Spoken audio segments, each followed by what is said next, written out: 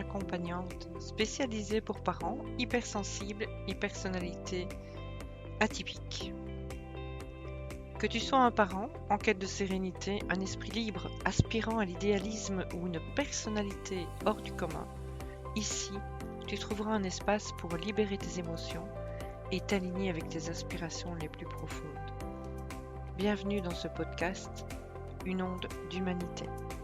Ma mission, c'est l'accompagnement vers la réalisation de soi à travers différents outils que j'ai mis en place, notamment les audios alchimiques, les accompagnements, une boîte à outils bien fournie déjà et qui sera évolutive, et ainsi que toutes mes publications sur les différents réseaux sociaux et la chaîne YouTube aussi.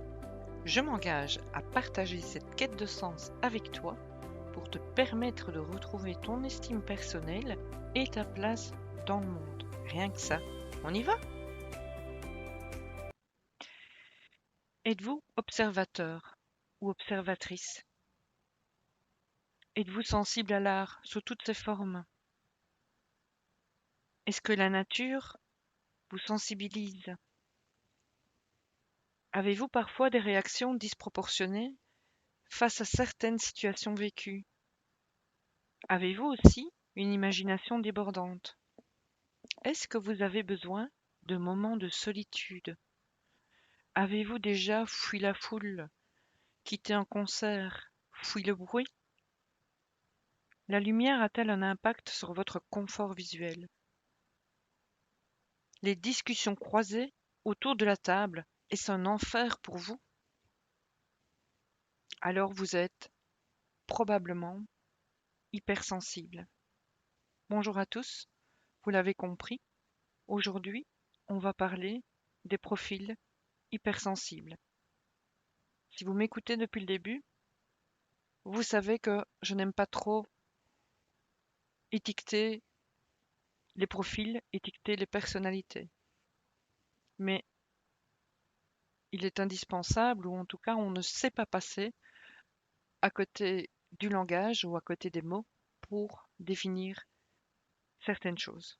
Et donc, à la place d'hypersensible, on pourrait dire aussi intuitif. Un intuitif qui ne s'écoute pas, ou pas toujours, ou pas souvent. On pourrait aussi dire empathe ou hyper empathe. Ces empathes, ils ont toujours compris, avant tout le monde, le vrai besoin de leur interlocuteur. On les appelle aussi HPE, au potentiel émotionnel. Et plus vulgairement, on les a aussi appelés, ou on les appelle peut-être encore, des éponges émotionnelles. Elles absorbent toutes les émotions et pleurent à la moindre chose. Voilà ce qu'on pourrait définir comme hypersensible, ou en tout cas les mots, la terminologie qui pourrait entrer en corrélation avec cette étiquette d'hypersensible.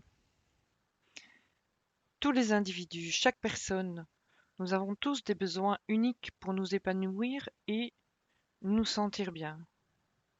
Chez l'hypersensible, j'ai relevé 10 besoins essentiels qui sont basés sur mon histoire, qui sont basés sur mon expérience. Ce ne sont évidemment pas les seuls et beaucoup pourront se retrouver, ou pas, dans cette description. Un hypersensible, il va cocher beaucoup de cases. D'ailleurs, à cet effet, je vous ai mis un petit test sur le site sabinegeorges.com, un petit test qui prend juste 1 minute pour connaître votre sensibilité. Donc n'hésitez pas à aller le faire. Un hypersensible, il a besoin d'avoir un rythme plus lent et simplifié. Attention, ça ne veut pas dire qu'on fait des choses plus lentement, ou qu'on va faire moins de choses, ou qu'on va être moins productif.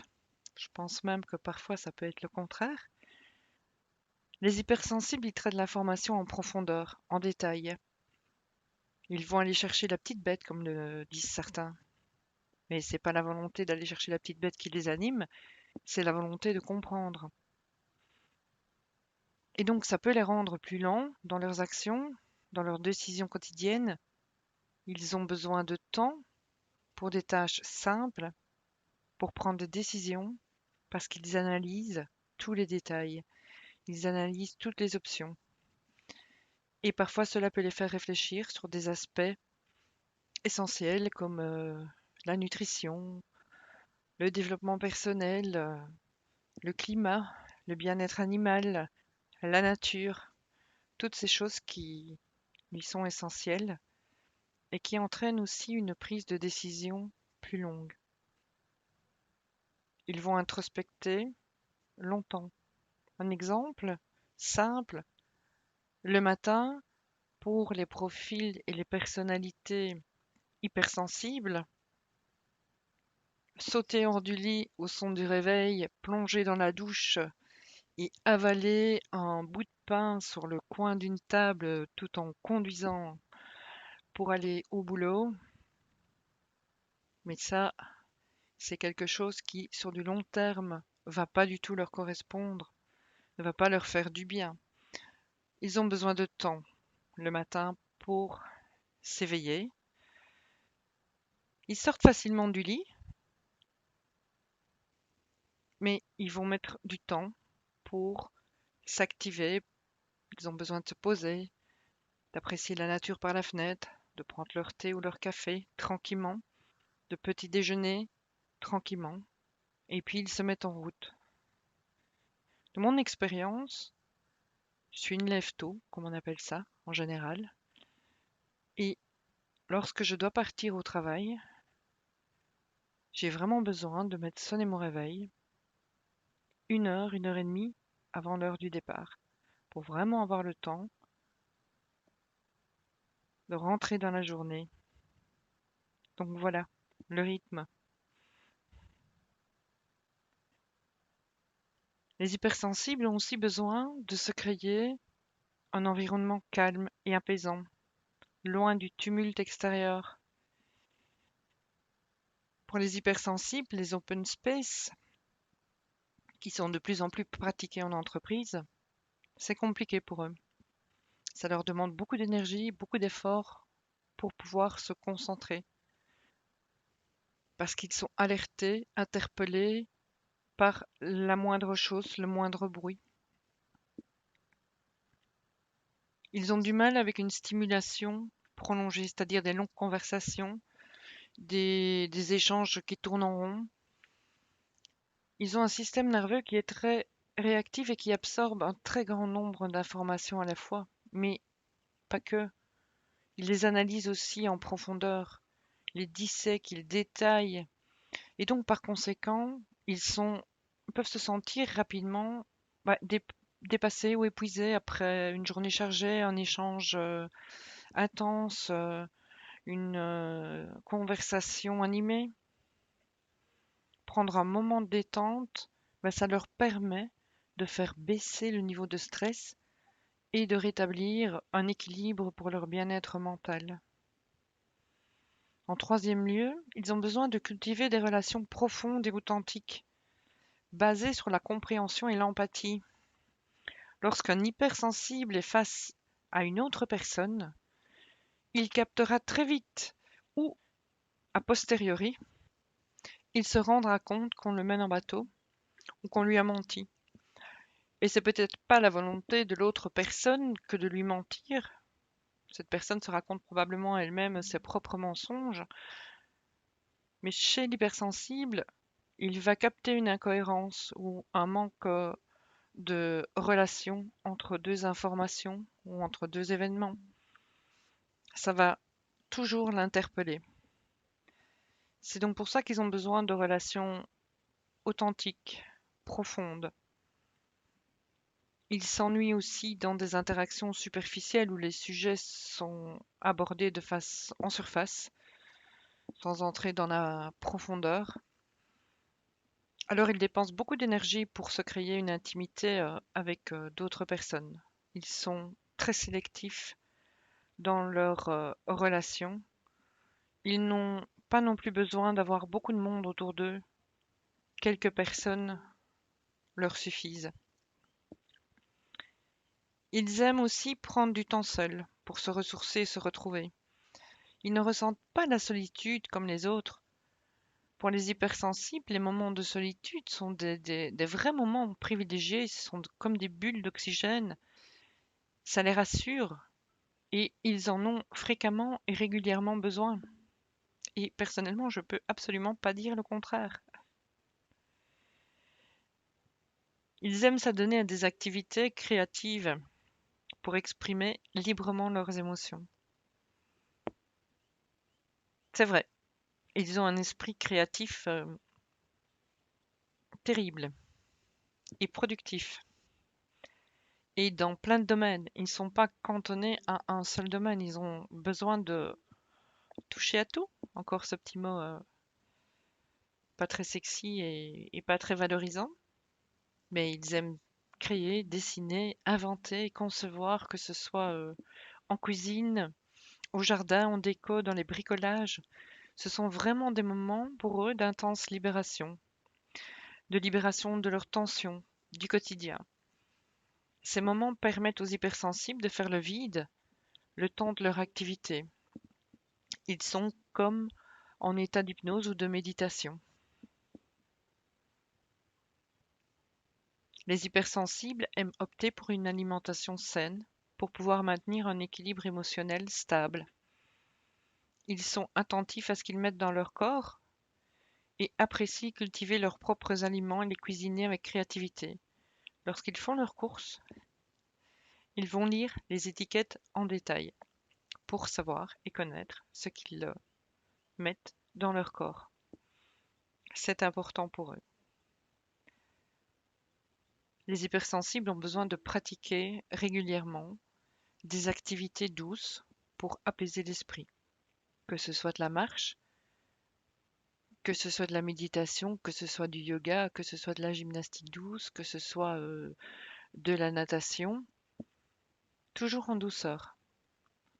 Si dans leur vie, à un moment donné de leur parcours, ils sont dans une activité intense, qu'ils vont aller faire un marathon, qu'ils vont aller dans des choses qui sont un petit peu plus dynamiques, ben là, ils vont aller à l'encontre de leur propre rythme.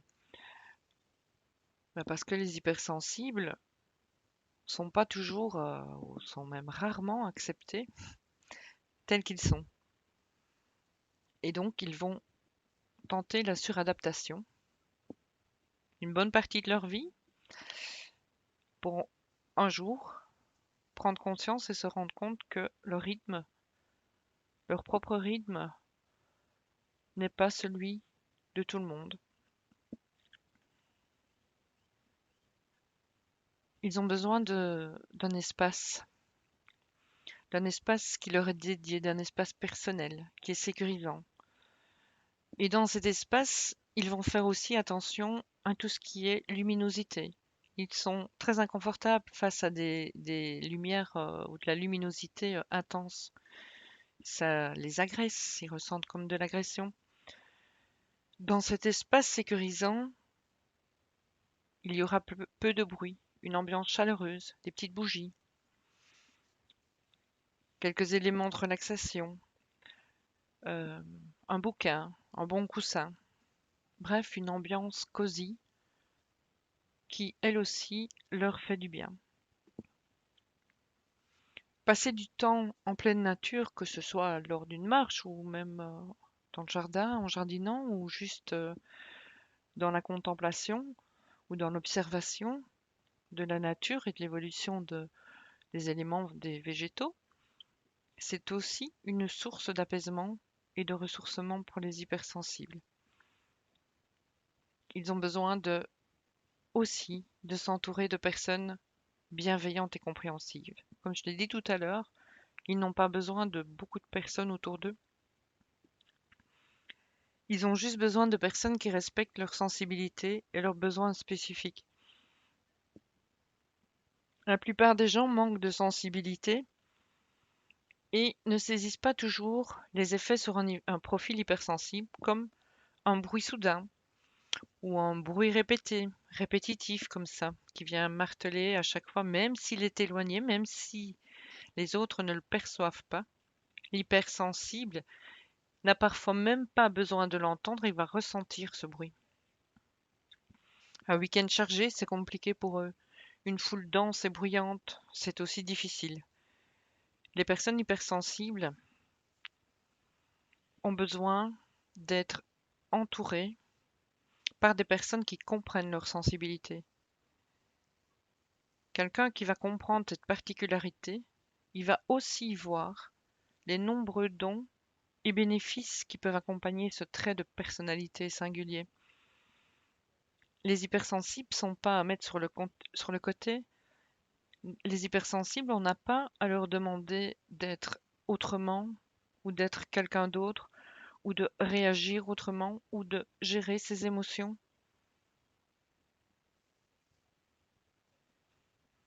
C'est comme demander à une vache de grimper un arbre ou